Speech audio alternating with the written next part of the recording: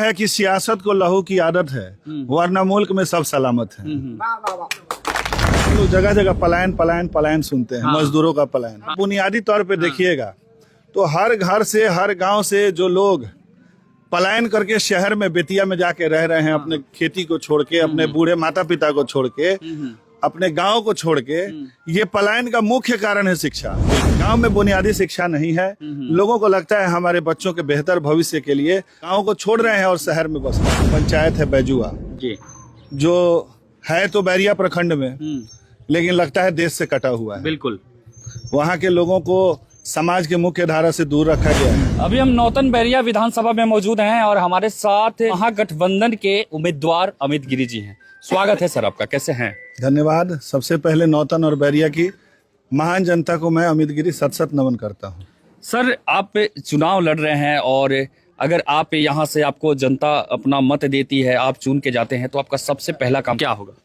नौतन और बैरिया बेतिया जिला मुख्यालय से सबसे नजदीक जो प्रखंड है वो नौतन और बैरिया है। बिल्कुल, लेकिन जब मैं यहाँ घूम रहा हूँ तो ये महसूस कर रहा हूँ कि ये सबसे सुदूर है। विकास के नाम पे कुछ नहीं है और बुनियादी चीजें जो है वो अभी बहुत बहुत और बहुत पीछे है। हमारा ये पूरा प्रखंड, दोनों का दोनों, और पूरा विधानसभा। जैसे अभी थोड़ी देर पहले हमारे एक मित्र ने मुझसे, एक पंचायत है बैजुआ जी, जो है तो बैरिया प्रखंड में, लेकिन लगता है देश से कटा हुआ है। बिल्कुल, वहाँ के लोगों को समाज के मुख्य धारा से दूर रखा गया है, मुख्य बिंदु से अलग। और मुझे याद है जब से मैं स्कूल में पढ़ता था तब से सुन रहा हूँ वहाँ एक पुल बनना है, पुल बनना है, लेकिन अभी तक बना नहीं। तो प्रयास किया जाएगा कि पखनाहा और यहाँ एक पुल बन सके। आपको अगर जनता चुनती है तो सबसे पहला काम होगा कि वो पुल बनवाएंगे। प्रयास तो जरूर रहेगा। अभी यहाँ के वर्तमान विधायक जी का एक वीडियो सोशल मीडिया पे काफी वायरल हो रहा है। किसी पत्रकार भाई से वो बोल रहे हैं, 9 से नारायणी, 9 से नारायण, 9 से नौतन, ऐसे ही करके कुछ बोल रहे हैं। तो इस पे आप क्या कहेंगे? मैं दूसरे के बारे में बोलने में बहुत विश्वास नहीं रखता हूँ।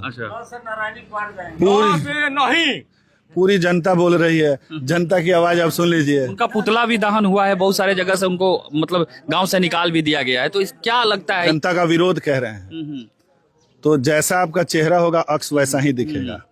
नेता की परछाई उसकी जनता होती है, और जनता आपने जो किया है, आपके कर्मों और कुकर्मों का हिसाब ये चुनावी महापर्व में करती है।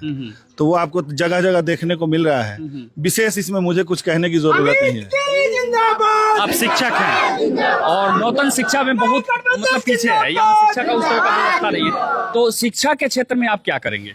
देखिए, सबसे बड़ी चीज है, हम लोग जगह जगह पलायन पलायन पलायन सुनते हैं, मजदूरों का पलायन। लेकिन पलायन कहाँ से होता है? आप बुनियादी तौर पे देखिएगा तो हर घर से, हर गांव से जो लोग पलायन करके शहर में, बेतिया में जाके रह रहे हैं, अपने खेती को छोड़ के, अपने बूढ़े माता पिता को छोड़ के, अपने गांव को छोड़ के, ये पलायन का मुख्य कारण है शिक्षा। बिल्कुल, गांव में बुनियादी शिक्षा नहीं है। लोगों को लगता है हमारे बच्चों के बेहतर भविष्य के लिए हमको अपने माँ बाप तो अब जाने वाले हैं, जो आने वाला भविष्य है घर का, उसको बनाना है, और लोग गांव को छोड़ रहे हैं और शहर में बस रहे हैं। तो मेरे यहाँ आने के बाद, चूंकि मैं खुद शिक्षा से जुड़ा हूँ, 20 वर्ष पुराना अनुभव है, तो मैं ये जरूर प्रयास करूंगा कि आने वाले समय में यहाँ बुनियादी शिक्षा पे कुछ विशेष रूप से काम हो।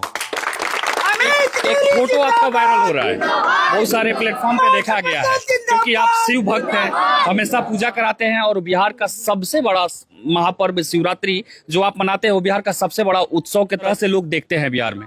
तो एक आपका फोटो सोशल मीडिया पे काफी वायरल हो रहा है, तो इस पे क्या कहेंगे अमित गिरी? देखिए, एक शेर है कि सियासत को लहू की आदत है, वरना मुल्क में सब सलामत है। तो ये सियासी लोग ये सब करते हैं। मैं शिक्षक हूँ जी। आप शिवरात्रि देखते हैं, लेकिन शिवरात्रि की भीड़ में आधी भीड़ अल्पसंख्यक समाज के लोगों की होती है। मेरे सारे विद्यार्थी, चाहे वो किसी वर्ण और किसी धर्म से हो, किसी संप्रदाय से हो, किसी मजहब से हो, सब उसमें पार्टिसिपेंट होते हैं। और मेरे जीवन का ये पहलू दिखा के लोग जो है झूठा जो भ्रम फैला रहे हैं। तो आपको मैं बता दूं, मैं बताना नहीं चाहता था, क्योंकि हमें सिखाया गया है कि धर्म का काम दाहिने हाथ से करो तो बाएं हाथ को पता न चले। हमारे यहाँ 30 दिन के रमजान में 29 दिन रोज 500 लोगों का इफ्तार भी होता है। ये बहुत बड़ी बात है। हाँ, चूंकि मैंने इन चीजों का कभी प्रचार नहीं किया, और पूजा करना मेरा धर्म है, वो तो मैं करता हूँ, करता रहूंगा, इसमें कोई बुरी बात नहीं है। नौतन बैरिया की जनता से क्या अपील करेंगे अमित गिरी?